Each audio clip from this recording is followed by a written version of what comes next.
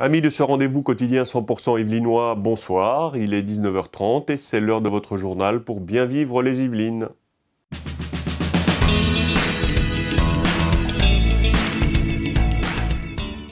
La retraite, la retraite. Certains l'occupent à voyager, à jardiner, à bricoler, à randonner, à faire du sport. À 64 ans, Jean-Louis, lui, a choisi de reprendre le chemin de l'école. Il s'est inscrit à un CAP de cuisine et apprend le métier pour le plaisir auprès du chef Éric Léotet, restaurateur à Thoiry. TVFil 78 a rencontré ce retraité actif et passionné. Car si Jean-Louis a décidé de s'engager dans ce CAP, c'est avant tout pour perfectionner sa pratique de la cuisine et la faire partager à sa famille et ses amis. J'ai toujours eu un penchant pour la cuisine, on va dire, goûtue. La cuisine avec des aromates, avec de l'huile d'olive, avec de l'ail, la cuisine du Sud. Donc je fais bénéficier les autres de mes acquis. Et c'est pour moi une grande joie, parce que pour une raison que je garde ça pour moi. Côté pratique, Jean-Louis a décroché un stage chez le restaurateur Éric Léotet, dans son restaurant de Thoiry. La librairie JMS à Saint-Cyr-l'École était menacée de fermeture. Grâce à un projet de société coopérative d'intérêt collectif, entreprise de l'économie sociale et solidaire, l'activité pourra se maintenir. Ce projet porté par Jean-Yves Maximilien permettra de sauver les emplois. Parce que là, pour l'instant, pour ceux qui ne connaissent pas cette librairie JMS, elle se trouve à Saint-Cyr-l'École. Elle pourrait déménager en fonction des locaux. Et puis l'activité évolue un petit peu parce qu'elle était spécialisée dans le livre scolaire. Oui. Ça.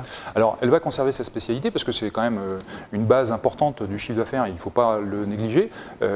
Pour autant, comme je le disais tout à l'heure, une librairie, c'est un lieu de culture, un lieu d'échange. Et le projet consiste à la déplacer dans un local plus grand pour permettre que ça devienne une vraie librairie généraliste, qu'on puisse y accueillir des auteurs, qu'on puisse y organiser des conférences sur des thèmes liés bien sûr à la littérature, liés aux livres, et que ça puisse devenir un lieu d'échange. Le collège associatif AIMEE de Saint-Germain-de-la-Grange a mis au point un projet de ballon captif expérimental. Avec le soutien de Planète Science Île-de-France, le ballon a été lancé à La Ferté-Bernard, dans la Sarthe, et les collégiens ont effectué le montage des images recueillies par la nacelle. Un joli voyage aérien.